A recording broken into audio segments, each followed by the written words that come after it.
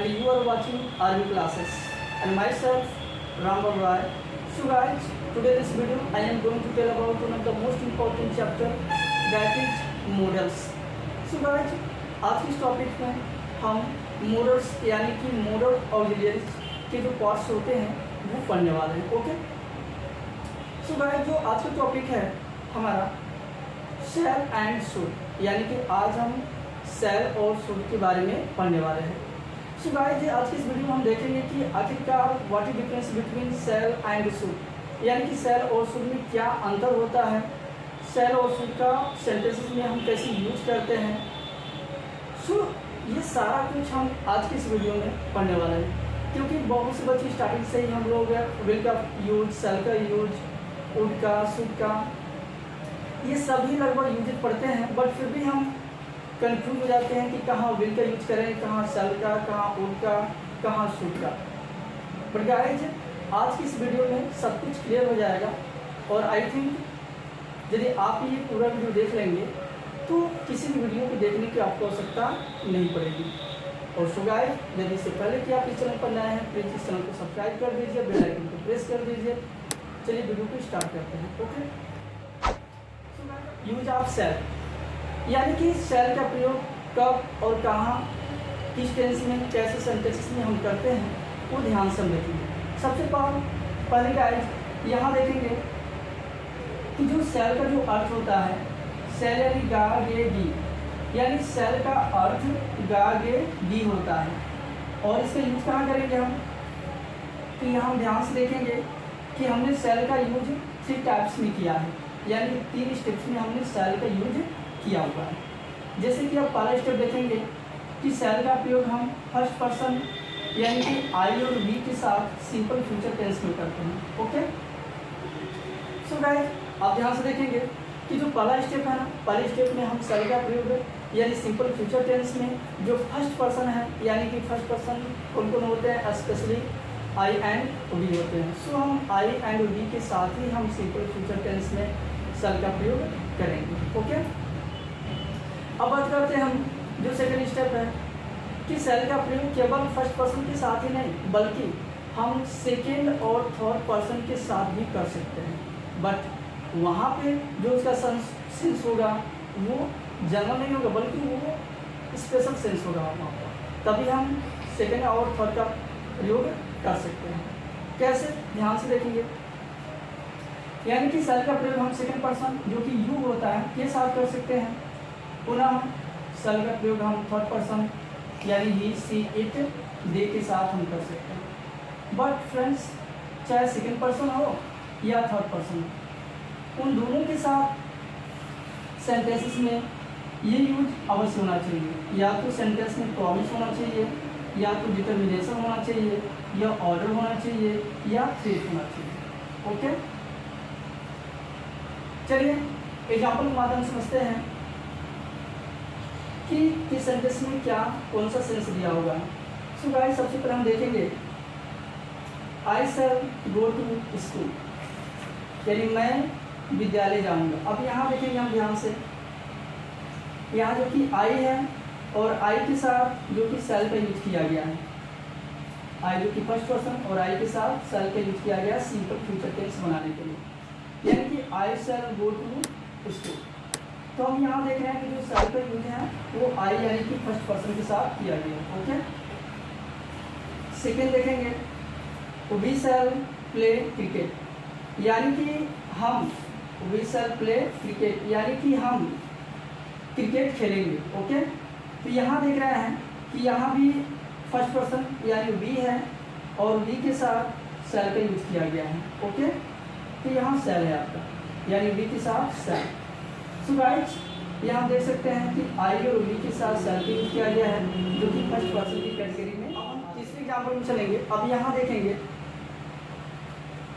You shall get your watch tomorrow, you shall get your watch tomorrow, यानी कि तुम अपनी घड़ी कल पाओगे. अब यहाँ फ्रेंड्स ध्यान से देखेंगे कि यहाँ यू जो कि आपका क्या है, सेकंड पर्सन है, और सेकंड पर्सन के साथ यहाँ पर सेल का यूज किया गया है.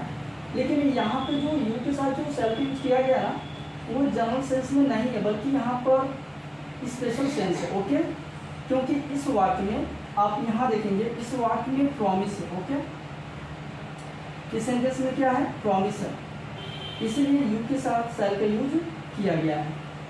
नेक्स्ट में देखते हैं, you shall leave for Delhi at once, यानी तुम्हें तुरंत दिल्ली के लिए रवाना होना पड़ेगा, दिल्ली जाना पड़ेगा। ओके, सो फ्रेंड्स यहाँ देखिए, यहाँ भी सेकंड पर्सन का प्रोनाउन आपका यू है और यू के साथ शैल का यूज किया गया है, बट यहाँ पे जो सेंस है वो अलग है, यानी कि इस सेंटेंस में कौन सा है, तो यहाँ डिटर्मिनेशन है, यानी कि दृढ़ निश्चय किया गया है। ओके, अब यहाँ देखेंगे नेक्स्ट में, he shall clean the room, he shall clean the room, यानी कि वह कमरा साफ करेगा, वह कमरे को साफ करेगा। अब यहाँ देखेंगे, जो कि ही एक थर्ड पर्सन है और ही का प्रयोग शैल के साथ किया गया है, यानी कि इस सेंटेंस में क्या है, इस सेंटेंस में ऑर्डर है, इसलिए ही के साथ शैल का यूज किया गया है। ओके, तो यहाँ पर हम लिख सकते हैं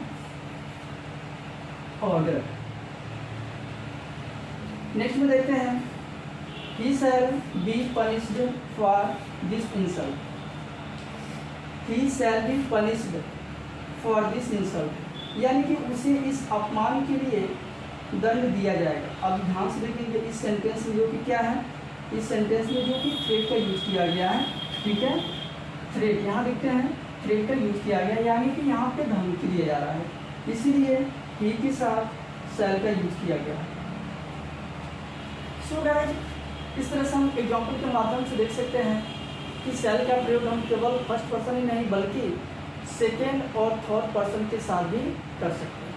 ओके, अब हम बात करते हैं नेक्स्ट टॉपिक जो है यूज ऑफ शुड।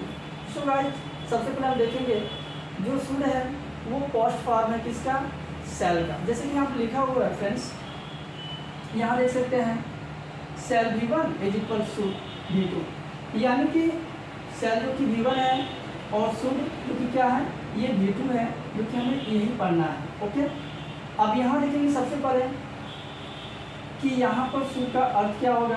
तो फ्रेंड्स यहाँ पर देख सकते हैं शुड का जो अर्थ है वो आपका क्या है, चाहिए। ओके, और जिस तरह से हमने शैल को 3 स्टेप में यूज किया है, ठीक वैसे ही हम शुड को भी 3 स्टेप में यूज कर सकते हैं। जैसे कि देखते हैं, यहाँ देखेंगे आपका शुड है और यहाँ देखते हैं कि शुड का प्रयोग फ्यूचर इन द पास्ट, पहला step future in the past, यानी कि शुड का प्रयोग हम भूत में भविष्य एक्सप्रेस करने के लिए करते हैं, पहला स्टेप हो गया। अच्छा, सेकंड पे चलते हैं, शुड का प्रयोग ड्यूटी और ऑब्लिगेशन, यानी शुड का प्रयोग हम ड्यूटी और ऑब्लिगेशन अर्थात कर्तव्य को एक्सप्रेस करने के लिए करते हैं। ओके, नंबर थर्ड स्टेप क्या कह रहा है, शुड का यूज एडवाइस और सजेशन, यानी कि फ्रेंड्स जो तीसरा स्टेप है वो ये कह रहा है कि शुड का प्रयोग हम सलाह या परामर्श के अर्थ में करते हैं। सो गाइस, इस तरह से हम देख सकते हैं कि यहाँ पर शुड का प्रयोग के माध्यम से आप एक एक करके समझते हैं कि किस सेंटेंस में कौन सा सेंस छिपा हुआ है। ओके, सो यहाँ देखेंगे friends, we said that we should wait for him. अब यहाँ देखेंगे, वी सेड हमने कहा कि we should wait for him, यानी हमें उसकी प्रतीक्षा करनी चाहिए। अब यहाँ ध्यान से देखेंगे, यहाँ इस सेंटेंस में सेंटेंस एक है फ्रेंड्स, बट क्लास यहाँ पे 2 है। तो देख रहे हैं कि वी सेड, ये जो कि आपका पास्ट है, क्योंकि यहाँ पे जो सेड है ना वो आपका V2 है। ओके, अब यहाँ से देखते हैं that we should wait for him, ये जो क्लास है ये आपका फ्यूचर है। ओके, तो देखिए ये पास्ट, ये फ्यूचर, यानी कि फ्यूचर इन द पास्ट, यानी कि हमने भूत में भविष्य को एक्सप्रेस किया है। ओके, अब हम सेकंड एग्जाम्पल पे चलते हैं, we should help the poor, यानी हमें निर्धन लोगों की मदद करनी चाहिए। अब यहाँ देखते हैं कि शुड का प्रयोग किस सेंस में किया गया फ्रेंड्स, तो यहाँ पर हम ये देख रहे हैं कि शुड का प्रयोग यहाँ देखते हैं ड्यूटी और ऑब्लिगेशन, यानी कि यहाँ कर्तव्य के रूप में किया गया है। ओके, यानी बी के साथ शुड का प्रयोग कर्तव्य प्रकट करने के लिए किया गया है। सो यहाँ हम देख सकते हैं should.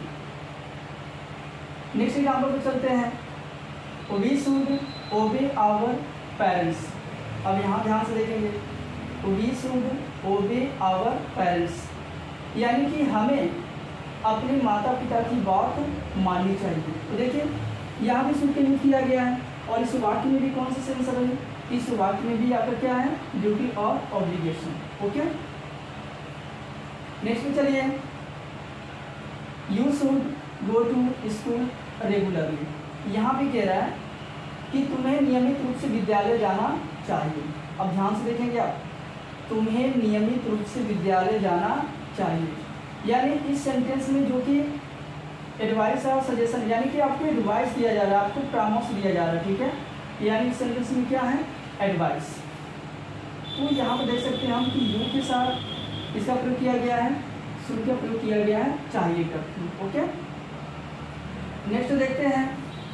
We should not play in the sun, यानी कि हमें we should not play in the sun, यानी कि हमें धूप में नहीं खेलना चाहिए, हमें धूप में नहीं खेलना चाहिए। ओके, तो यहाँ भी देखते हैं कि वी के साथ शुड का प्रयोग किया गया चाहिए के अर्थ में, और जो कि जो इस वाक्य में जो सेंस है वो क्या है? वो एडवाइस और सजेशन है, यानी कि हमें ये सुझाव दिया जा रहा है कि हमें धूप में नहीं खेलना चाहिए। ओके, नेक्स्ट देखते हैं। The children should not play on the road, यानी कि फ्रेंड्स जो अंतिम सेंटेंस है वो ये कह रहा है the children should not play on the road, यानी कि बच्चों को सड़क पर नहीं खेलना चाहिए। सो ध्यान से सोचेंगे, बच्चों को सड़क पर नहीं खेलना चाहिए, ठीक है। तो इस वाक्य में कौन सा सेंस है? इस वाक्य में यानी कि एडवाइस या। आई होप आज का वीडियो लेक्चर काफ़ी आपको पसंद आया होगा, क्योंकि आज की इस वीडियो में हमने शैल और शुड के जितने भी यूजेज होते हैं विद एग्जाम्पल सहित हमने सॉल्व किया है। So friends, I hope in fact ये वीडियो आपको समझ में आया होगा। सो फ्रेंड्स, मिलते हैं आपसे नेक्स्ट वीडियो में एक नए स्टेप के साथ। तब तक के लिए थैंक्स।